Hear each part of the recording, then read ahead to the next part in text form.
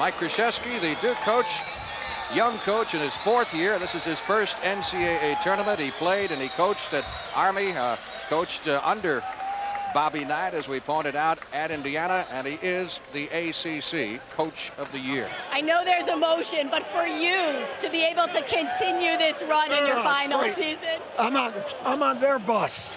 I'm on their bus. They're not on mine. Hey, Mike, yo, you should interview him. This is the GOAT right here. No, shut up. I'm going to interview both of you guys. You guys go. Nobody's been able to shut Donovan down this year, and today it's going to fall on the shoulders of Richie Armstrong. Good look at Rick Pitino, who has done wonders with Providence basketball, 39-22 in his first 2 years at the helm.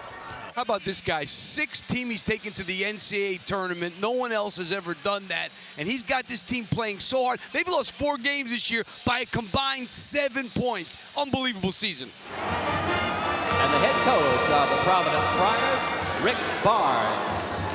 Smith and Lefty Driesell with 300 wins in the ACC. Screen down the lane, he draws the foul. First year for Rick Barnes at Providence. Last year he was the head coach. He's the youngest in the Big East at 34, and last year he was at George Mason. Well, for Rick Barnes, 10th year at Tennessee. See his record as the head coach of the Vols with 229 wins. He's got 833 career. He's the active leader. Barnes, very familiar run in the NCAA tournament, been here a lot, but trying to take this Tennessee program to a Final Four for the first time. He's knocked on the door a number of times. There's Roy Williams. Told us yesterday he admitted feeling sorry for himself at first when the Jayhawks were put on probation, but he was on a bus for a scrimmage and everyone was looking to him for stability, and he lost that feeling in it quickly. He said that it comes from the top, and that was our approach last year. We worked very hard at our game. We're extremely proud of our players, and they've responded with only the second 30-win season in Kansas history. Roy Williams, well, he's been to this dance before. In fact, he's won it 3 times. 79 NCAA tournament wins, the second most all-time, coaching at his alma mater. John Calipari, certainly one of the bright, up-and-coming young coaches in America. 4th season here at UMass. His squad is riding the crest of a 12-game win streak. They were the Atlantic 10 regular season and tournament champions. John Calipari, in Sweet 16 games, has gone 12-3 in his 4 stops in college basketball. That includes Cougars head coach Kelvin Sampson. The concern for him is, well, maybe the guards will watch their play, but inside, Curley is so good, I've got to do something. I've got to help on him. But the key for them is Daniel Abrams. Taking him out of the game, they need to take one of the big guys out. For Houston, in his 11th season for the Cougars and coaching his 51st March Madness game, Kelvin Sampson. And Tom Izzo, 3rd year. What a terrific job he's done. His team predicted to finish 7th in the Big Ten, but they beat Purdue in their conference opener on the road, and that set the tone for the entire season. Ended up sharing the championship with Illinois for the regular season title. Here's Armin Katayan. Tom, you wanted your team to play championship defense. Are you pleased with what you've seen so far? No, I'm very disappointed in our defense right now. I don't think we're getting down and doing the things that we got to do, and they're making some good cuts. We've taken away some of the bad cuts, but I don't think we're checking like we're capable of checking. Whether that's a good news or bad news, I don't know yet. Tom Izzo, Hall of Famer. He's been down this road so many times. Michigan State is trying to advance to its 11th Final Four. Other than that, it's quite easy. Bill Self is the head coach at Tulsa. He is in his 2nd season, graduate of Oklahoma State. Now let's check in with Armin Katayan. Coach Self, at least for the moment, too much Duke in too many ways. Yeah, they're awesome, and they shot the ball terrific. We had to shoot the ball well, or we've got to, and they had to miss, and it was just vice versa the first half. But we're trying hard, and we'll come out and we'll compete the second half. All right, Coach, thanks a lot. Bill Self beat John Calipari when he was at Memphis, and John Calipari beat Bill Self when he was at Kentucky for a national. Each won a national championship against the other guy. 2 Hall of Famers set to go head-to-head. Mark Few, the head coach for Gonzaga, first year replaced Dan Munson, who now is the head coach at Minnesota. His team coming in with a 24-8 record. They were 11-3 in the West Coast Conference. Moments ago, Beth Mowins caught up with Mark Few.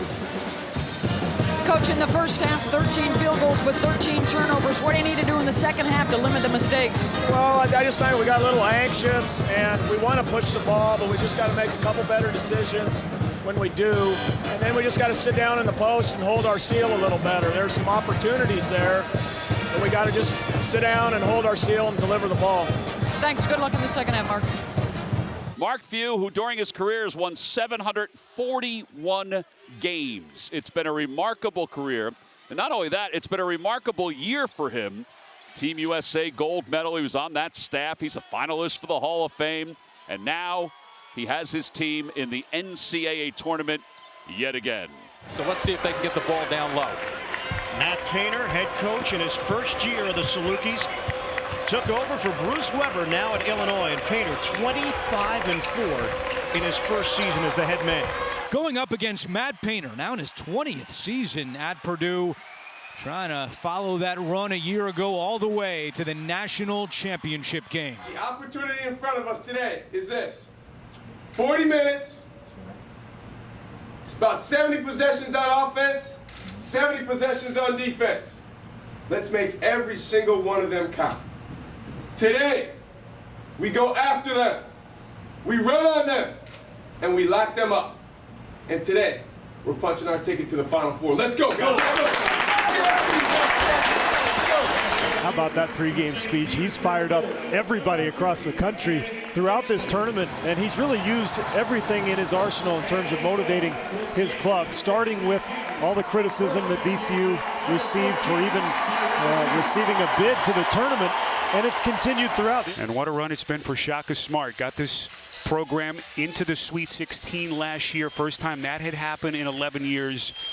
Can this Golden Eagles squad go even further? Rise standing by with Danny Hurley. Coach, you're holding them to 30% shooting. I know defense is what you do. What's at the heart of the intensity and execution on that end? We're a hungry team.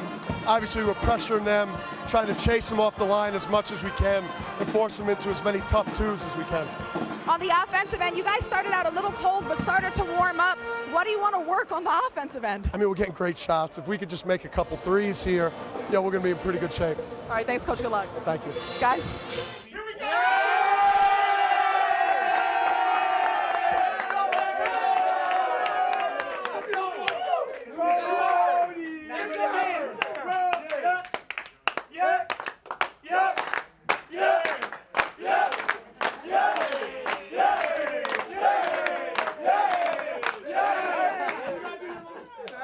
Dan Hurley, first thing when we asked him yesterday, what are you feeling? What's the team feeling? He said, relief. We're here. We got through the regular season. It's time to believe. It's time to buy in. This is a fresh start from their point of view. What a season for Stephen F. Austin, 31-2. Not bad for Brad Underwood's first season as head coach. And moments ago, this was Underwood's message in the locker room. Understand, you leave it all on the floor. Every dive on the floor, every charge taken, everything. Every offensive rebound, it's ours. Okay? That's what it's all about, man. Let's go get it done. He has been terrific, and Brad Underwood had to basically rebuild his entire roster from last year, Elite 8 team, to this season, which goes 21-12 in the number 6 seed.